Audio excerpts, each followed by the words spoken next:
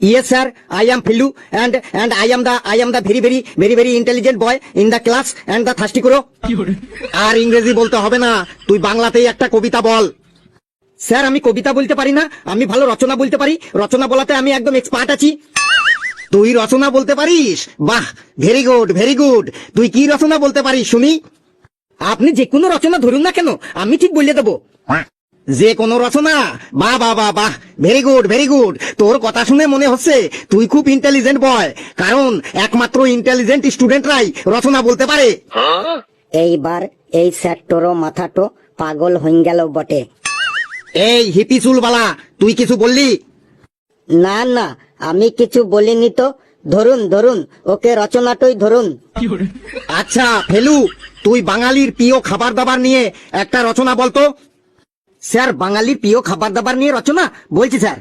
বাঙালি হলো খুব খাদ্যরসিক, বাঙালি খেতে খুব ভালোবাসে, বাঙালি ভাত খায়, মাছ খায়, রুটি খায়, পারোটা খায়। আর পারোটা মানে শিয়ালদার রাজুদার পারোটা। রাজুদা সারা রাত জেগে খুব সুন্দর করে কম তেল দিয়ে তুলোর মতো তুলে পারোটা বানিয়ে নিয়ে আসে। রাজুদা পারোটার সাথে যে তরকারিটা দেয় সেটা তো একদম বিশ্ববিখ্যাত তরকারি। আলু, সয়াবিন, ডালের বড়ি, মটর, ছোলা, বাদাম দিয়ে তরকারিটা তৈরি করে। আর মানুষজন ওই পারোটা আর তরকারি খাবার জন্য সারা রাত রেশনের মতো লাইন দিয়ে দাঁড়িয়ে থাকে।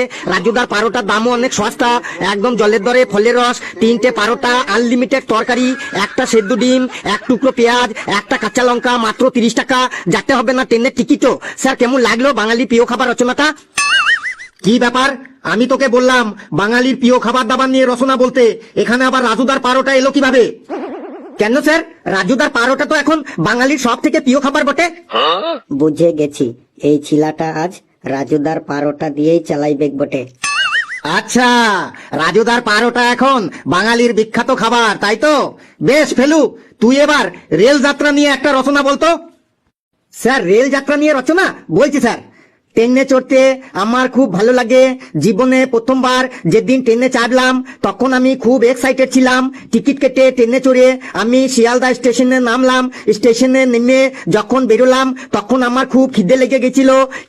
কি খাবো ভাবতেই ইচ্ছে হলো পারোটা খাবো। আর পারোটা মানে শিয়ালদা রাজুদার পারোটা।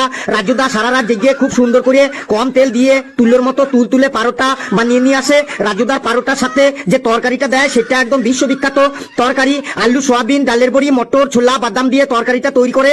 আর মানুষজন ওই পারোটা আর তরকারিটা খাবার জন্য সারা রাত রেশনের মতো লাইন দিয়ে দাঁড়িয়ে থাকে। রাজুদার পারোটার দামও অনেক সস্তা, একদম জলের দরে ফলের রস, 3টে পারোটা, আনলিমিটেড তরকারি, একটা সেদ্ধ ডিম, এক টুকরো পেঁয়াজ, একটা কাঁচা লঙ্কা, মাত্র 30 টাকা। যাতে ট্রেনের টিকিটও হবে না। স্যার কেমন লাগলো আমার ট্রেন যাত্রার রচনাটা? তোকে আমি ট্রেন যাত্রা নিয়ে রচনা বলতে বললাম, তুই আবার সেই ঘুরে ফিরে রাজুদার পারোটা নিয়েই বললি। স্যার ট্রেন যাত্রা করতে গিয়ে আমার খিদে লেগে গেলে আমি কি করবো স্যার? বুঝেছি, ও আজ ওই রাজুদার পারোটা দিয়েই চালাবে। আমিও একটা ডেঞ্জারাস টিচার, ওকেও আজ আমি জব্দ করেই ছাড়বো। বাবা ফেলু, এইবার তুই পলাশির যুদ্ধ নিয়ে রচনা বলতো। দেখি তুই এবার পলাশির যুদ্ধের মধ্যে রাজুদার পারোটা আনিস কি করে। স্যার পলাশির যুদ্ধ নিয়ে রচনা, এই তো একদম সহজ স্যার। পলাশি যুদ্ধ 1757 সালে ইংরেজদের সাথে আর নবাব সিরাজদৌল্লার সাথে হয়েছিল। পলাশি জায়গাটা পশ্চিমবঙ্গের নদিয়া জেলায় অবস্থিত। গত বছর গরমের ছুটিতে বাবা মায়ের সাথে আমি পলাশি ঘুরতে গিয়েছিলাম। তারপরে পলাশিতে গিয়ে ঘুরতে যখন দুপুরবেলা খিদে পেল, তখন আশেপাশে কোনো ভাতের হোটেল না পেয়ে শেষে আমরা সবাই আলুর দম আর 2টো করে পারোটা খেলাম। আর পারোটা মানে শিয়ালদা রাজুদার পারোটা। রাজুদা সারা রাত জেগে খুব সুন্দর করে কম তেল দিয়ে তুলোর মতো তুলে পারোটা বানিয়ে নিয়ে আসে। রাজুদা পারোটার সাথে যে তরকারিটা দেয় সেটা একদম বিশ্ববিখ্যাত তরকারি। আলু, সয়াবিন, ডালের বড়ি, মটর, ছোলা, বাদাম দিয়ে তরকারিটা তৈরি করে। আর মানুষজন ওই পারোটা তরকারি খাবার জন্য সারা রাত রেশনের মতো লাইন দিয়ে দাঁড়িয়ে থাকে। রাজুদার পারোটার দামও অনেক সস্তা, একদম জলের দরে ফলের রস, 3টে পারোটা, আনলিমিটেড তরকারি, একটা সেদ্ধ ডিম, এক টুকরো পেঁয়াজ, একটা কাঁচা লঙ্কা, মাত্র 30 টাকা। যাতে ট্রেনের টিকিটও হবে না। স্যার কেমন লাগলো স্যার পলাশির যুদ্ধ রচনাটা? এখানেও সেই রাজুদার পারোটা? তুই থাম, তোকে আর রচনা বলতে হবে না, তুই থাম। বাপরে বাপ, কি ডেঞ্জারেস ছেলে রে বাবা। ঘন্টা পড়ে গেল, আজ আমি যাই, কাল আবার আসবো, কাল বুঝতে পারবি আমি কত ডেঞ্জারেস।